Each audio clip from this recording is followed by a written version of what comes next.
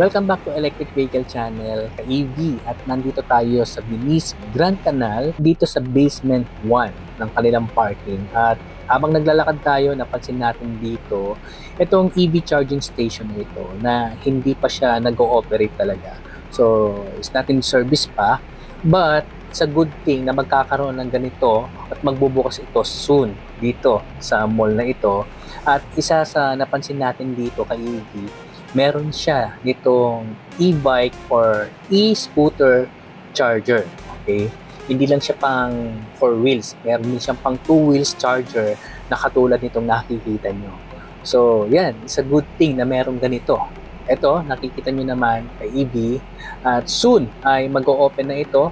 Antay-antay lang at i-update ko kayo once na nagbukas itong charging station na ito. Let's go!